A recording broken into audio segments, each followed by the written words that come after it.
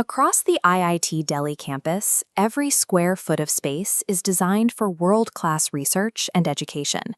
But behind closed doors, a silent accumulation is happening. Premium academic zones are slowly being occupied by decade-old unserviceable scrap and outdated inventory. The old decentralized approach to clearing this out required multiple departments to coordinate their own disposal efforts. That process routinely dragged on for months, tying up local staff and keeping vital square footage locked down.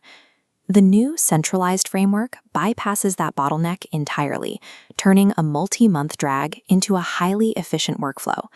The solution relies on a newly sanctioned facility, the Central Disposal Store, located at the old IITD market near Gate 2. This operates as the single centralized hub for all campus scrap. We are executing a strict strategic protocol. By moving unserviceable items out of local labs and into this central hub, departments instantly reclaim valuable research real estate for their core academic functions. The process begins locally. The head of department constitutes a Departmental Standing Disposal Committee, or DSDC. Their job is to identify inventory items eligible for write-off. The baseline rule is straightforward. Non-hazardous items must be more than 5 years old and determined to be completely unserviceable or unrepairable. If the items involve hazardous materials, all paperwork pauses.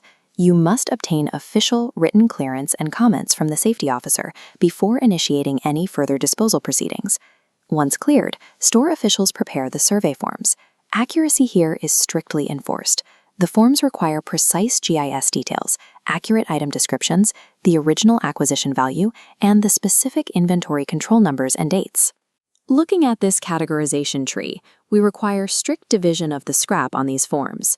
Everything falls into Category A for metallic items, Category B for e-waste, or Category C for furniture and plastics.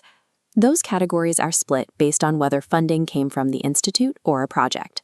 If an item falls under the project or IRD branch, an extra step is required. Written concurrence from the Industrial Research and Development Unit must be secured before proceeding. The completed survey forms require formal endorsements. They must be signed by the store official, at least 3 survey board members, and the head of department. To finish the local paperwork, the survey board evaluates the current physical state and market conditions to officially record a reserve price.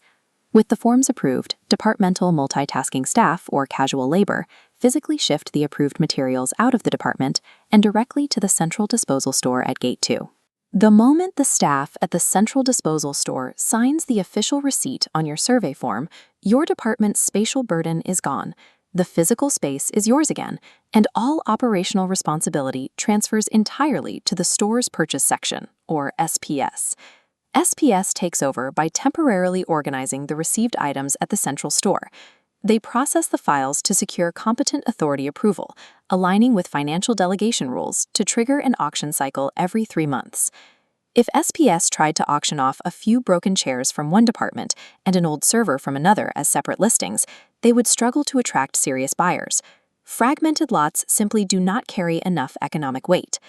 This volume accumulation model shows how SPS solves that problem. They take the inventory data submitted across all departments and compile it, merging them into massive, campus-wide master lots, strictly categorized by material type. Next, SPS coordinates directly with MSTC, the authorized e-auction agency. Together, they finalize the official auction catalog, set the terms, and lock in the scheduling.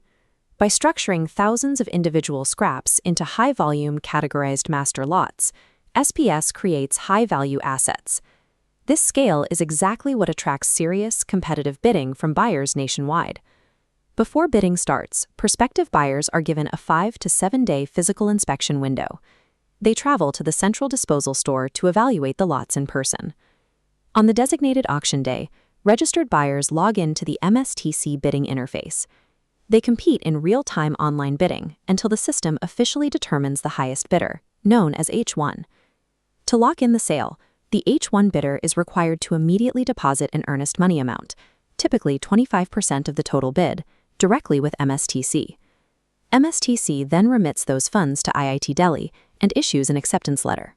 The H1 bidder must then pay the remaining 75% balance, along with all applicable taxes, directly to the institute within the timeframe stipulated by their contract.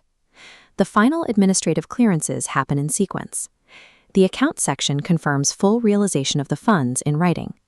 Only then does SPS coordinate with MSTC to issue the delivery order and the official sale order, prompting accounts to generate a tax-compliant GST invoice. This sequential multi-stage financial pipeline ensures absolute audit compliance. Not a single piece of inventory is cleared for removal until every rupee is accounted for and verified. With the paperwork cleared, the physical extraction begins. Commercial vendor trucks arrive directly at the central disposal store, loading their specific lots from a single organized warehouse dock. In the past, massive commercial trucks had to navigate deep into sensitive, scattered academic zones, causing significant noise and logistical disruption.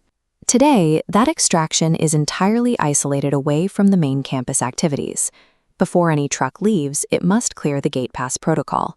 The pass is generated by the central disposal store following loading, and it requires formal, recorded sign-offs from both the competent authority and the security unit. Once the executed gate pass is received, SPS performs the final administrative action, permanently deleting the respective inventory items from the central register and ERP system. An auction cycle concludes only when the physical footprint in the warehouse is entirely evacuated, ready for the next cycle, and the digital ledger is permanently cleared. Looking at this timeline chart, the efficiency gains are concrete. The decentralized method dragged out over 2 to 3 months. By concentrating the administrative and logistical steps through SPS, execution drops to approximately 1 week post-sale. The institute gains 3 immediate benefits. Academic space is optimized the moment scrap is relocated. Revenue increases because consolidated lots attract national buyers, and operational friction on campus drops to 0 as departments no longer manage commercial lifting. For complete transparency, all detailed process flowcharts, FAQs, and the past financial year's write-off data are maintained and regularly updated for faculty and staff at sps.iitd.ac.in. As shown here, if you have specific operational queries, suggestions, or need input on your department's inventory, you can reach out directly to the Write-Off and Disposal Cell, or SPS, via these official channels. Clearing out unserviceable inventory is a critical mechanism for sustaining IIT Delhi. Following this centralized standard operating procedure ensures our facilities remain dedicated to the future of research and education, rather than housing the past.